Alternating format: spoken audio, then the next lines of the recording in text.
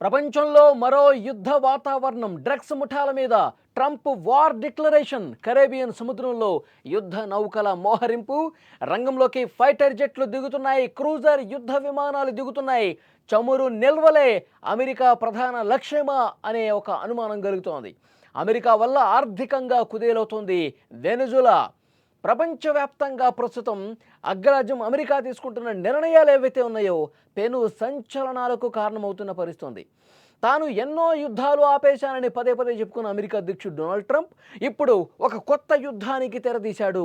చమురు నిల్వలకు పెట్టింది పేరైన వెనుజులాపై ఆయన కన్నేసినటువంటి పరిస్థితి. డ్రగ్స్ ముఠాలను అణిచివేస్తామనే పేరుతో కరేబియన్ సముద్రంలో భారీగా సైనిక బలగాలు మోహరించారు. ఈ బలగాలు ఎప్పుడైనా వెనుజులాలోకి చొరబడతాయనే ప్రచారం జోరుగా సాగుతున్న పరిస్థితి. ఈ డ్రగ్స్ ముఠాలను అణిచివేసేందుకు ట్రంప్ వర్గం యుద్ధ స్థాయి బలగాలు సిద్ధం చేసింది. మొత్తం 8 వార్షిప్లను కరేబియన్ సముద్రంలో మోహరించింది. USS San Antonio, USS Iwo Jima, USS Fort Lauderdale ఇలాంటి భారీ నౌకల్ని 4500 మంది సైనికులతో భారీగా మోహరించినటువంటి పరిస్థితి ఉంది. విజువల్స్లో మీరు చూస్తున్నారు, పెద్ద ఎత్తున భారీ నౌకలను యుద్ధానికి సిద్ధం చేశారు. ఫైటర్ జెట్లను కూడా రంగంలోకి దింపిన పరిస్థితి. వీళ్లతో పాటు 2200 మంది కమాండోస్ కూడా సిద్ధంగా ఉన్నారు. అంతేకాకుండా AV-8B Harrier attack aircraft, guided missile డెస్ట్రాయర్లు, P-8 నిఘా విమానాలు కూడా మోహరించినటువంటి పరిస్థితి. వెనుజులా సమీపంలోని ప్యూర్టోరికోలో ఏకంగా 10 F-35 ఫైటర్ జెట్లను కూడా సిద్ధం చేశారు. దీనిపై స్పందించిన వెనుజులా అధ్యక్షుడు నికోలస్ మదురో ఇటీవలే డ్రగ్స్ బోట్ అంటూ అమెరికా దళాలు ఓ పడవను ముంచేయడంతో 11 మంది చనిపోయారు. అమెరికా మోహరింపులను మదురో తప్పుబట్టారు. గత 100 సంవత్సరాల్లో తమ దేశానికి ఎదురైన అతిపెద్ద ముప్పు ఇదేనని ఆయన పేర్కొన్నటువంటి పరిస్థితి. సో డెఫినెట్గా వెనుజులా అధ్యక్షుడు, అక్కడ ఉన్నటువంటి పాలకులు తీవ్రంగా వ్యతిరేకిస్తున్నారు అమెరికా తీసుకున్నటువంటి నిర్ణయాల్ని. ఎందుకంటే ఒక డ్రగ్స్ని కేవలం ఒక సాకుగా చూపిస్తూ ఉన్నారు. వెనుజులా నుంచి డ్రగ్స్ ముఠాలు ఎక్కువగా వచ్చేస్తున్నాయి, డ్రగ్స్ సరఫరా ఎక్కువ చేసేస్తున్నారు. డ్రగ్ స్మగ్లర్లు పెద్ద ఎత్తున వేల క్వింటాల డ్రగ్స్ అనేవి అమెరికాలోకి చొరబడుతున్నాయి, అమెరికాని నాశనం చేస్తున్నాయి. దాన్ని తుదముట్టించాలంటే, ఈ డ్రగ్స్ ఏమీ కూడా ఇటువైపు రాకుండా ఉండాలంటే వెనుజులా మీద సైనిక చర్యే కరెక్టు అంటూ డొనాల్డ్ ట్రంప్ ఏదైతే నిర్ణయం తీసుకున్నారో ఒక్కసారిగా అందరూ షాక్ అయిన పరిస్థితి. వెనుజులా మీద అమెరికా యుద్ధం చేస్తుంది అన్న వార్త బయటకు వచ్చిన తర్వాత అందరూ కూడా షాక్ అయిపోయిన పరిస్థితి. అయితే అంతర్జాతీయ పరిశీలకులు, మేధావులు చెబుతున్నది వేరేలా ఉంది. ట్రంప్ ఆలోచన విధానం వేరేలా ఉంది. ఇది కేవలం డ్రగ్స్ మాటన చేస్తున్నటువంటి యుద్ధం కాదు. వెనుజులాలో భారీ ఎత్తున చమురు నిల్వలు ఉన్నాయి. ఆ చమురు నిల్వల మీద అమెరికాకు ఎప్పుడో కన్నుంది.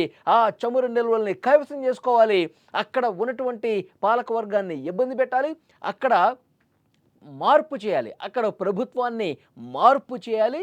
దాంతోపాటు అక్కడ ఉన్నటువంటి ఏవైతే చమురు నిల్వలు ఉన్నాయో, విలువైన చమురు నిల్వలు, దాని మీద నియంత్రణ సాధించాలి అన్న పట్టుదల ఇటు అమెరికాలో కనిపిస్తుంది.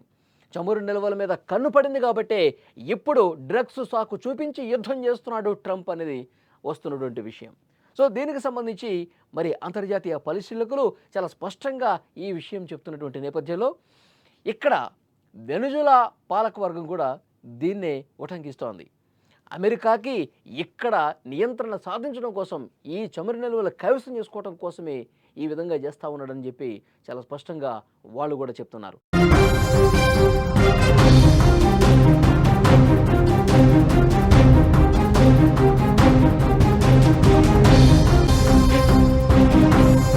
పేరుతో ఇంత భారీ సైనిక మోహరింపు అవసరమా అన్నది చాలా కీలకమైనటువంటి ప్రశ్న కనిపిస్తోంది. వెనుజులాలో చమురు నిల్వలు ఉన్నాయి. ప్రపంచవ్యాప్తంగా ఉన్న చమురు నిల్వల్లో దాదాపు 17% ఈ దేశంలో ఉన్నాయన్నమాట. సౌదీ కంటే ఇక్కడే ఎక్కువ చమురు నిల్వలు ఉన్నాయి. ట్రంప్ తన అధ్యక్ష పదవి చేపట్టినప్పుడు వెనుజులా చమురు నిల్వలను అమెరికా స్వాధీనం చేసుకోవాలని బహిరంగంగానే వ్యాఖ్యానించిన పరిస్థితుంది. ఆ దేశం మనకు చాలా దగ్గరగా ఉంది, వాళ్ళ వద్ద భారీగా చమురు నిల్వలు ఉన్నాయని గతంలోనే చెప్పాడు.